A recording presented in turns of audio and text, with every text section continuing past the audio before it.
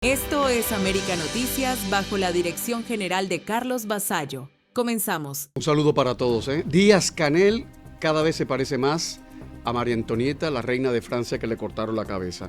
No hay nada peor que un político que no hace política y que además se instala en una realidad que no existe. Díaz-Canel intenta convencer a la gente que sus reformillas económicas no van a conducir al país al capitalismo y que los burgueses, cuando esas reformillas se implementen, no van a controlar la isla. Mira, tal vez Díaz-Canel no esté mintiendo, porque su indigencia intelectual quizás no le permita conocer que tras la caída del comunismo en Europa del Este, se instaló lo que los sociólogos llamaron el capitalismo de los compinches. De las élites del Partido Comunista y del ejército salieron como hongos los nuevos multimillonarios comunistas. A Díaz-Canel le va a pasar lo mismo que a María Antonieta, a la que le cortaron la cabeza, porque se mantenía ajena a lo que estaba pasando en su reinado. Y terminó, como saben, reitero, en la guillotina. Díaz-Canel no oye los gritos de los vecinos en La Habana Vieja. Así fue este fin de semana, en Santo Suárez, en San Miguel del Padrón. Allí le tiraron piedras a los funcionarios del partido que intentaron calmar a los manifestantes. En Chicharrones, en Santiago de Cuba, aparecieron los boinas negras, esgrimiendo las armas largas. La gente ya no pide solo electricidad, comida, agua potable, la gente pide algo más contundente, la gente pide libertad.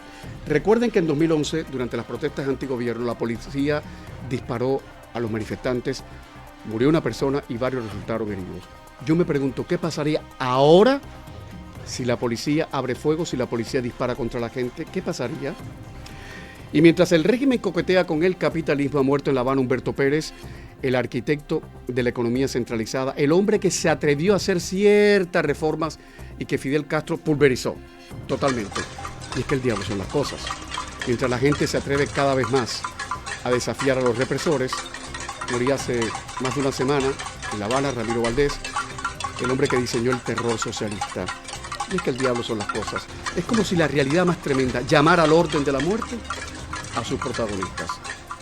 Esto que van a escuchar lo dice una madre en redes sociales. La mujer se llama Evelyn Pereira. Mira, Canel, ¿es esto lo que se supone que tenemos que agradecer a la revolución? Mira, mi pequeña, mírala como un sarpullido, no se le quita ni con maicena tostada ni con nada. Y después la mujer le exige a Díaz-Canel que asuma el fracaso de su gestión y lo hace en estos términos. Tu supuesta revolución lo único que produce es miseria, apagones. Son unos incompetentes, unos abusadores. Asume de una vez y por todas el fracaso de tu gestión. Y vete, carajo, que nadie te quiere ni te escogió. En términos muy parecidos le gritaban a María Antonieta en la Francia del siglo XVIII, y la reina, estúpida, frívola, poco inteligente, no se enteraba y terminó en la guillotina. El país se cae a pedazos y la Unión de Jóvenes Comunistas postea en su página de Facebook el siguiente mensaje. Escuchen. Llegó el verano, la temporada más esperada del año. Sol, playa, música, amigos y el tiempo perfecto para disfrutar y recargar las baterías. Que cada día sea una oportunidad para crear recuerdos inolvidables y celebrar la vida. La Unión de Jóvenes Comunistas de Cuba como María Antonieta, que no se enteraba y terminó en la guillotina. Ahora, si les parece bien, titulares. Gaesa empieza a desmantelarse. El imperio económico del régimen vende activos mientras las sanciones de Estados Unidos aprietan el cerco. Crece la tragedia de los cubanos en Venezuela. Aumentan las víctimas, hay decenas de desaparecidos y familias denuncian más muertes de las que reconoce el régimen. Ampliamos la información.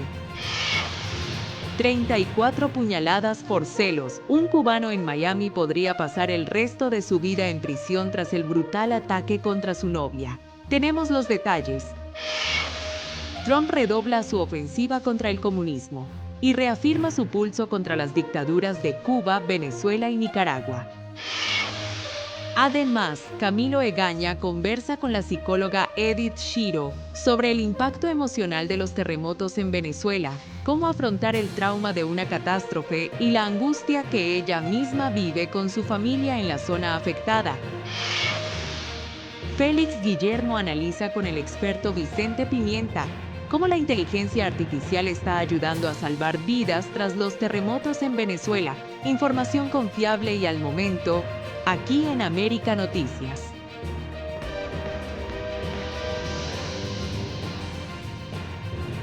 Raúl Castro fundó una empresa llamada Gaesa.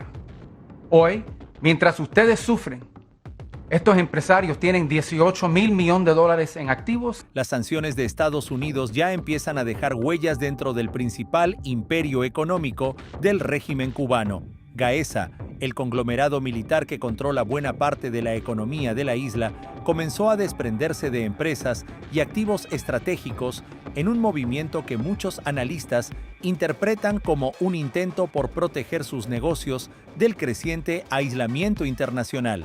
Según reveló Diario de Cuba, Gaesa vendió activos de la terminal de contenedores del Mariel, el principal puerto comercial del país, y además abandonó su participación en la empresa mixta que administra el Centro de Negocios Miramar, uno de los complejos empresariales más importantes de La Habana. El objetivo sería claro: sacar a Gaesa del medio para evitar que compañías extranjeras que hacen negocios en Cuba queden expuestas a las sanciones impuestas por Washington. Todo esto ocurre mientras Díaz-Canel defiende su nuevo paquete de medidas económicas y prácticamente suplica por inversionistas extranjeros para que ayuden a sacar al régimen del profundo hueco económico en el que ha terminado hundiendo al país. Durante años, Gaesa operó prácticamente sin transparencia y llegó a controlar buena parte del turismo, los puertos, las tiendas en divisas, los hoteles y numerosos sectores estratégicos de la economía. Ahora, por primera vez, comienza a replegarse. La señal es contundente. Cuando el imperio económico de los militares empieza a vender empresas y esconder sus activos, queda claro que la presión económica está llegando al corazón del poder en Cuba y que el régimen busca desesperadamente cómo sobrevivir. Soy Camilo Lavastilla para América Noticias.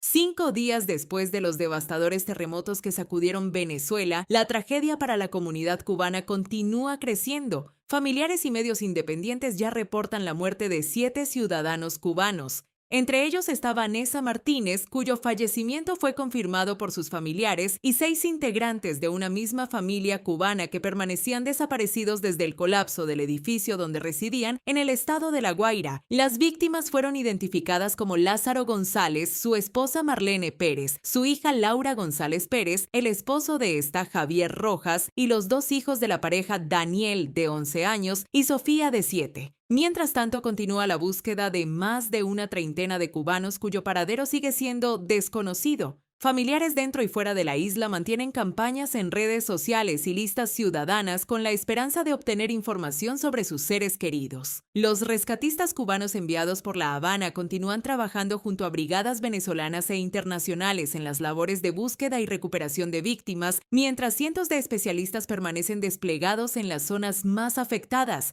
Sin embargo, la información oficial continúa generando controversia. El régimen cubano solo reconoce hasta ahora el fallecimiento de una ciudadana cubana, Vanessa Martínez. El Ministerio de Relaciones Exteriores asegura que continúa verificando el resto de los casos junto a las autoridades venezolanas, pese a que familiares y medios independientes ya documentan un número mayor de víctimas. La diferencia entre los reportes ciudadanos y la versión oficial mantiene la incertidumbre entre decenas de familias cubanas que siguen esperando noticias de sus desaparecidos. Entre tanto, el balance general del desastre continúa aumentando. Las autoridades venezolanas elevan ya la cifra a 1.719 fallecidos, además de miles de heridos y decenas de miles de damnificados, mientras las labores de rescate continúan contrarreloj en busca de posibles sobrevivientes. Cada nueva identificación aumenta el dolor de la comunidad cubana en Venezuela. Mientras unas familias comienzan a despedir a sus seres queridos, muchas otras siguen esperando una llamada que confirme si sus desaparecidos lograron sobrevivir o pasaron a formar parte de una de las peores tragedias que ha vivido Venezuela en su historia reciente. Actualizaremos esta información. Soy Leticia Grau para América Noticias.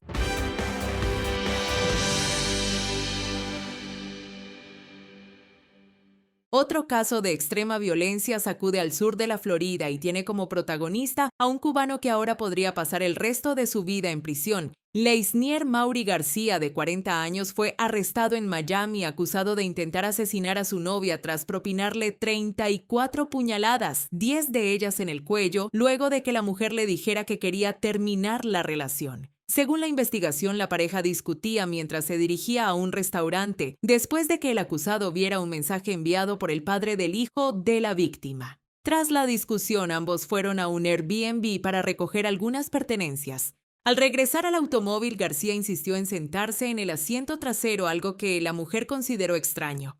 Instantes después sacó un cuchillo y comenzó a atacarla por la espalda de manera repetida y sin previo aviso. La víctima logró abrir la puerta del vehículo y escapar mientras le suplicaba que dejara de apuñalarla. La mujer fue trasladada de urgencia al hospital Jackson Memorial, donde logró sobrevivir pese a la gravedad de las heridas. La investigación también reveló que este no habría sido el primer episodio de violencia. La víctima declaró que durante una ruptura anterior, el acusado ya había intentado agredirla y que, aunque la relación parecía estable, él tenía episodios de comportamiento agresivo. La policía localizó a García en la pequeña Habana con heridas en las manos, presuntamente provocadas durante el ataque. Permaneció hospitalizado bajo custodia y posteriormente fue trasladado al Centro Correccional Turner Guilford Night, donde continúa detenido sin derecho a fianza mientras avanza el proceso judicial. De ser declarado culpable de intento de asesinato con circunstancias agravantes por el uso del arma y la gravedad de las lesiones, la legislación de Florida permite que enfrente una condena que podría llegar hasta la cadena perpetua. Las autoridades recuerdan que este caso vuelve a poner sobre la mesa el peligro de la violencia doméstica. Una decisión de terminar una relación estuvo a punto de convertirse en un asesinato, y ahora el presunto agresor podría pasar el resto de su vida tras las rejas. Soy Leticia Grau para América Noticias.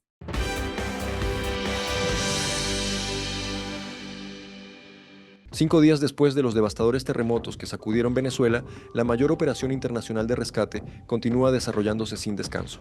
Los buques de la Marina de Estados Unidos permanecen frente a las costas venezolanas, mientras aeronaves militares, helicópteros, hospitales móviles y cientos de efectivos del Comando Sur siguen apoyando las labores de búsqueda, evacuación médica, distribución de ayuda y rescate en las zonas más afectadas, especialmente en el estado de La Guaira. Durante todo el fin de semana continuó llegando asistencia internacional y nuevos equipos especializados se incorporaron a una misión que ya reúne a rescatistas de más de 20 países. El despliegue estadounidense incluye aviones C-17 y C-130, helicópteros, embarcaciones militares, ingenieros, personal médico y especialistas en búsqueda y rescate urbano, que trabajan junto a las autoridades venezolanas para localizar sobrevivientes entre edificios completamente destruidos. Las operaciones continúan dando resultados. En las últimas horas, los equipos lograron rescatar con vida a varias personas que permanecían atrapadas bajo los escombros durante más de 4 días, una señal de que todavía existen posibilidades de encontrar sobrevivientes. ¿Me escuchan? Sí, es un hombre. Ok, tengan paciencia. ¡Vamos por ustedes! Mientras tanto, el balance de la tragedia continúa aumentando. Las autoridades venezolanas mantienen activas las tareas de identificación de víctimas, atención a miles de heridos y asistencia a decenas de miles de damnificados que permanecen en refugios temporales. La magnitud del desastre llevó incluso a Washington a flexibilizar temporalmente algunas restricciones para facilitar la entrada de personal militar y ayuda humanitaria. Una decisión que permitió acelerar el despliegue logístico estadounidense sin modificar el resto de las sanciones vigentes contra el régimen venezolano. Lo que hace apenas unos meses parecía impensable, hoy ocurre sobre el terreno. Militares estadounidenses y autoridades venezolanas colaboran diariamente en una misión cuyo único objetivo es salvar vidas. La emergencia todavía está lejos de terminar. Mientras continúan apareciendo sobrevivientes entre las ruinas, el enorme operativo internacional encabezado por Estados Unidos mantiene todos sus recursos desplegados, convencido de que cada hora de trabajo todavía puede marcar la diferencia entre la vida y la muerte. Para América Noticias, José Pérez.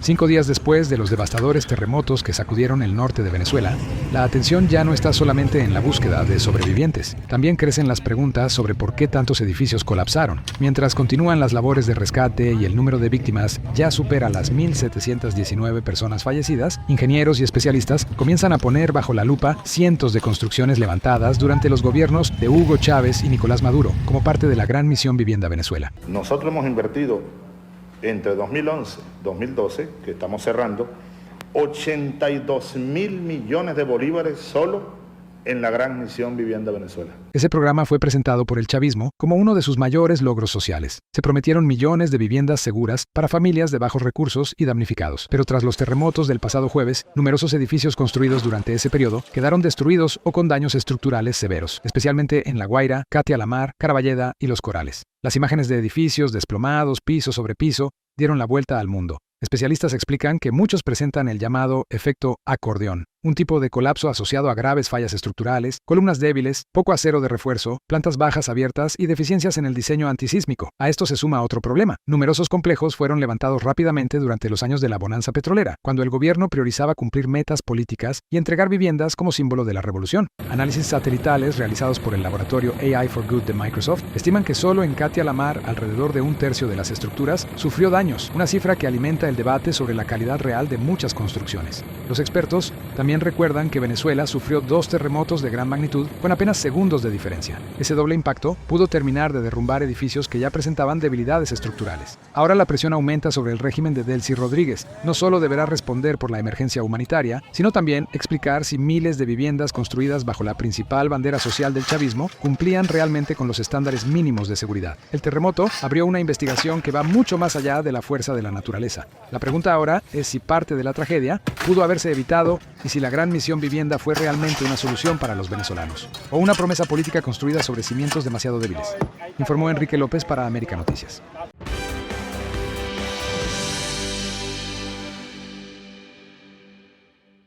Donald Trump volvió a lanzar una dura ofensiva contra el comunismo y dejó claro que no piensa bajar la presión sobre las dictaduras. Durante un acto político, el presidente estadounidense afirmó que el comunismo representa una de las mayores amenazas para Estados Unidos porque seduce a la gente con promesas de educación, salud y dinero gratis, pero termina destruyendo las economías, eliminando las libertades y empobreciendo a los pueblos. Trump aseguró que la historia ha demostrado una y otra vez que donde el comunismo llega, desaparecen la prosperidad, la democracia y las oportunidades. Bueno, eso debería facilitarles las cosas a los republicanos porque la mayor parte de la nación está compuesta por personas sensatas y no quieren, ya sabes, si miras a lo largo de la historia, remontándote miles de años, siempre ha habido socialismo y comunismo con distintos nombres. Nunca, jamás ha funcionado y esta vez tampoco va a funcionar. Sus declaraciones llegan en momentos en que su administración mantiene una fuerte presión sobre los regímenes de Cuba, Venezuela y Nicaragua. En el caso cubano, Washington ha endurecido las sanciones contra el conglomerado militar Gaesa, mantiene restricciones a empresas vinculadas al régimen, ha advertido a inversionistas extranjeros sobre los riesgos de hacer negocios con propiedades confiscadas y continúa aumentando la presión económica sobre La Habana. Al mismo tiempo, el régimen cubano intenta atraer inversionistas desesperadamente con un nuevo paquete de medidas económicas. Las palabras de Trump dejan claro que su estrategia no cambia. La presión sobre las dictaduras latinoamericanas continúa aumentando y, por ahora, Cuba sigue estando entre las principales prioridades de la política exterior de la Casa Blanca, informó Camilo Lavastilla para América Noticias. En Cuba ya no basta con tener un empleo para salir adelante. Miles de trabajadores enfrentan jornadas interminables, noches sin electricidad y salarios que no alcanzan ni para alimentar a sus familias. Aquí testimonio de quienes viven esa realidad y aseguran que cada día sobrevivir en la isla se hace más difícil. La vida de un trabajador en nuestro país está muy difícil. La alimentación, el salario no te da para sostener a ti y a tu familia. Yo tengo un retirito ahí por empleo oficio. Y ese salario no me alcanza para nada. Aquí donde yo estoy aquí ahora, ese salario no va a nada porque yo no tengo una MIPYME, no tengo negocio, no va. Entonces tiene que vivir restringido. Tiene que amar mucho el trabajo para poder trabajar. Para crearse en su empleo, en su puesto de trabajo. Una libra de carne poco da a 700 de pesos. Los frijoles dan a 800 y pico de pesos, es decir que no, esa cuenta no va. Y al final mi salario es 3.100 pesos. La empresa tiene condiciones en contra. Así todos sabemos a qué se debe. A a pobreza la que hay, a condiciones que vivimos, a todo. Está duro la cosa, no es negocio, no es nada. Esto es difícil, me he sentado aquí. Ahora tú pensando aquí, tú me sentaste. ¿Qué invento a tratar de comer? ¿Qué invento? A veces compro hamburguesa, hago un picadito y ya. No te puedes viajar, nada, porque es muy caro, no das cuenta. Me gusta hoy. ¿Qué cosa puede hacer? Con él en mi casa, a las 5 o 6 de la tarde, bañar. Si puedes comer, come. Si no puedes comer, no come. Cuando llegamos a la casa a enfrentarnos, no tenemos luz, no tenemos agua, agotadas, los niños en la escuela. El salario es, no te voy a decir que es alto, es bajo, normal. Salario bajo. Aunque cobre lo que cobre, no te da para vivir. Los profesionales renuncian a su profesión por ganarse la vida, porque el salario no le da. Los productos son más altos que el salario. O sea, que ese trabajador no tiene con qué alimentarse, ni a él ni a su familia. Y en particular, más o menos, sobrevivir. Digamos que sea para comer y sobrevivir. No hay azúcar, yo no puedo comprar una onza de azúcar, si yo tengo azúcar para echarle. A la gente le echan mierda, ¿ves? La situación es dura, difícil. Los renglones económicos de Cuba son la caña de azúcar, el tabaco y el ruedo. Y eso no existe. Yo he caminado todo esto buscando un granito de azúcar y no lo encontré. En un país que era su país. Un informe cortesía de Diario de Cuba. Soy José Pérez para América Noticias. Noticias en un minuto.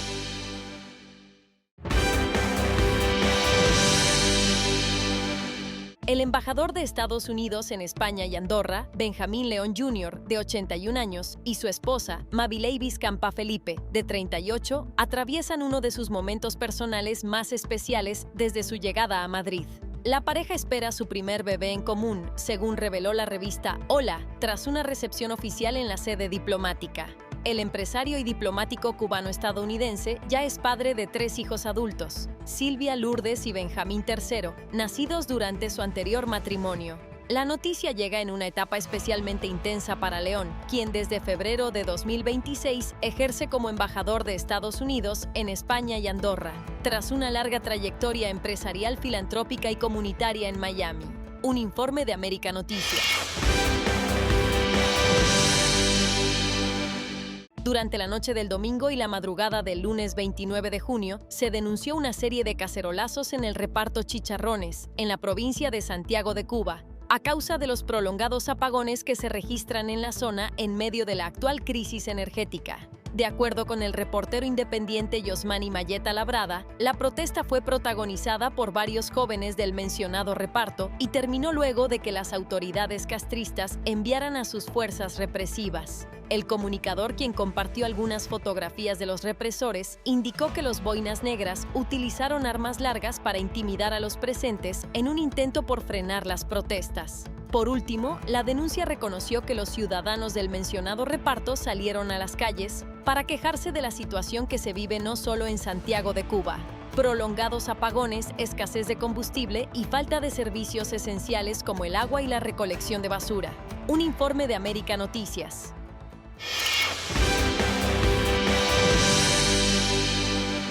Lázara Yumara Villaurrutia Rodríguez, doctora matancera de 35 años, lleva 5 días desaparecida junto a su esposo venezolano Juan Simón Leca y su bebé de 7 meses tras el colapso del edificio donde residían en La Guaira, Venezuela, sin que las autoridades cubanas hayan ofrecido respuesta alguna a su familia. La alerta sobre su paradero fue difundida este lunes en Facebook por la periodista matancera Yirmara Torres Hernández, quien compartió el llamado a solicitud de una amiga y excompañera de estudios de la doctora desaparecida. El edificio donde vivía la familia colapsó completamente el 24 de junio cuando 2 terremotos sacudieron Venezuela. Un informe de América Noticias.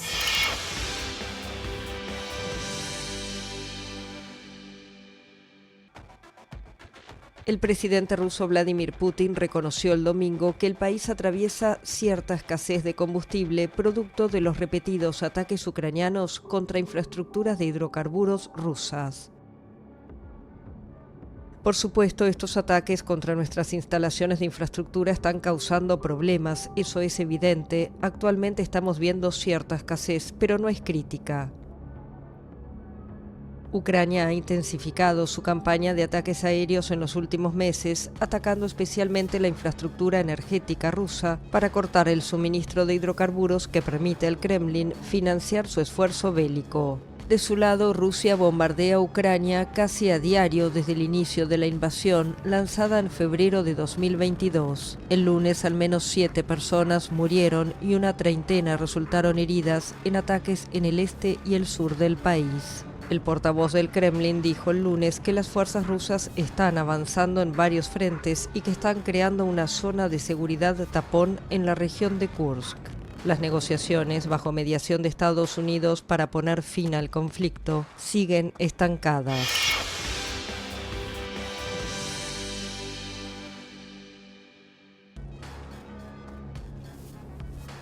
Ataque a tiros en Stade, ciudad del norte de Alemania. El tiroteo tuvo lugar en un centro de ayuda para jóvenes en esta ciudad de unos 50.000 habitantes, cercana a Hamburgo. La policía informó que 5 personas murieron y otras varias resultaron heridas. 2 personas fueron detenidas, incluido el presunto autor de los disparos. Según la policía, ya no existe peligro para la población. Añadió que la investigación sobre las circunstancias y el desarrollo exacto de los hechos continúa.